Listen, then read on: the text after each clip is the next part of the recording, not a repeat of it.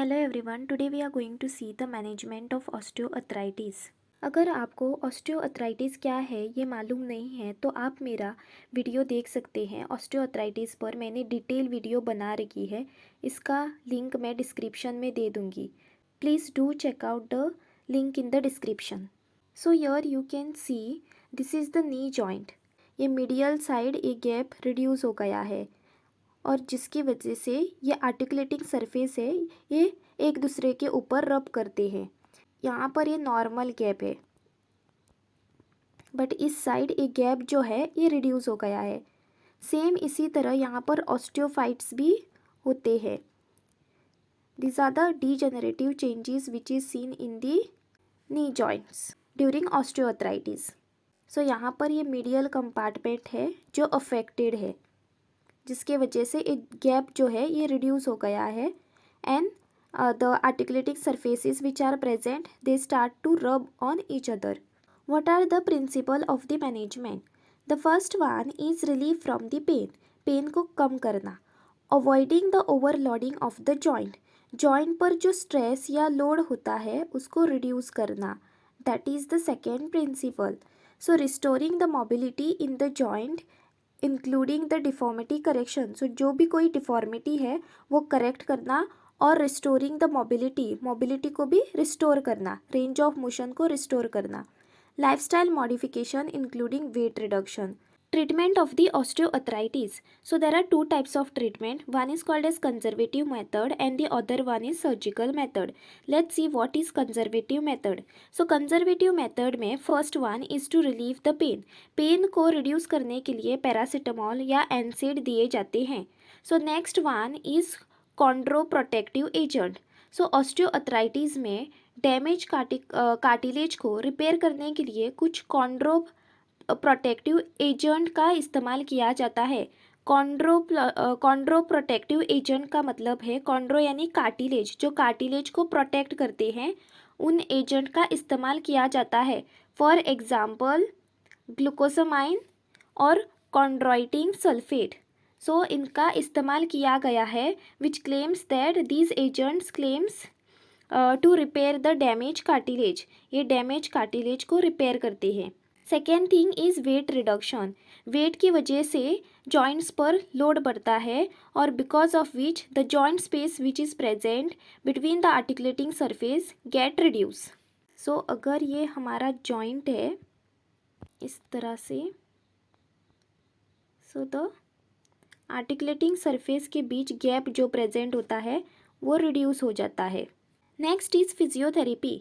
So physiotherapy exercise to strengthen the hip and the knee muscles. So physiotherapy के guidance के साथ hip और नी के मसल्स को टारगेट करने वाले एक्सरसाइज और रेजिस्टेंस बैंड एक्सरसाइज किए जा सकते हैं। Joint protection. सो जॉइंट को प्रोटेक्ट करने के लिए assistive devices such as brace और स्प्लिंट का इस्तेमाल किया जाता है।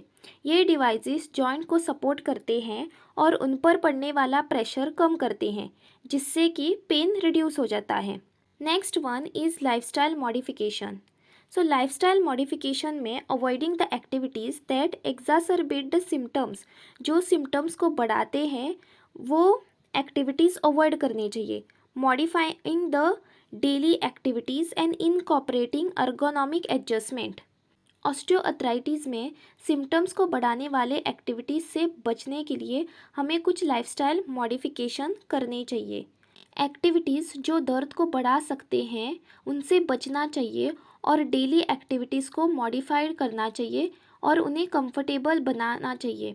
अर्गोनॉमिक एडजस्टमेंट भी किया जा सकता है, जैसे कि प्रॉपर पॉस्चर मेंटेन करना, कंफर्टेबल सिटिंग का इस्तेमाल करना और काम करने का तरीका बदलना भी हेल्पफुल हो सकता है।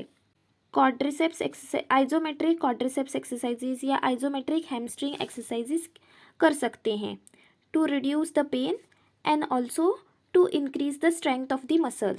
सो आइजोमेट्रिक हैमस्ट्रिंग करने के लिए एक टॉवेल को हील के अंदर ऐसे प्लेस किया जाता है और हम लोग कंप्रेस कर सकते हैं हील को। आइजोमेट्रिक क्वाड्रिसेप्स में हम लोग नी के अंडर टॉवेल रखकर पटेला को कंप्रेस कर सकते हैं। Other exercises, range of motion exercises in sitting position, pelvic bridging which can help in hip osteoarthritis, and hip extension exercises can also be done. So ये है range of motion exercises in the knee for the knee joint, और ये है हमारा hip extension exercises, और ये हमारा है pelvic bridging. ये एक्सरसाइजेस करने से हमारे जो नी के मसल होते हैं या हिप के मसल होते हैं ये स्ट्रेंथन हो जाएंगे, एंड इससे रेंज ऑफ मोशन भी बढ़ जाएगा. प्रोलॉन्ग स्टैंडिंग और walking on an hard surfaces, जब हम लोग लंबे समय तक खड़े रहते हैं या हार्ड सरफेसेस पर चलते हैं, ये जॉइंट्स पर ज़्यादा स्ट्रेस डालता है और जिससे तकलीफ़ या दर्द बढ़ सकता है.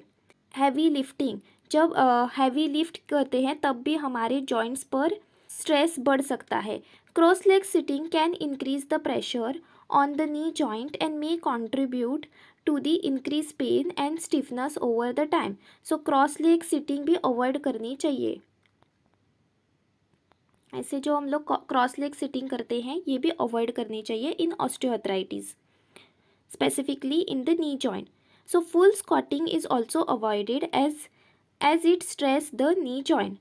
So full squatting, cross leg sitting ये avoid करना चाहिए. Heavy lifting is also avoided in osteoarthritis. Next is surgical method. In surgical method, joint replacement surgery.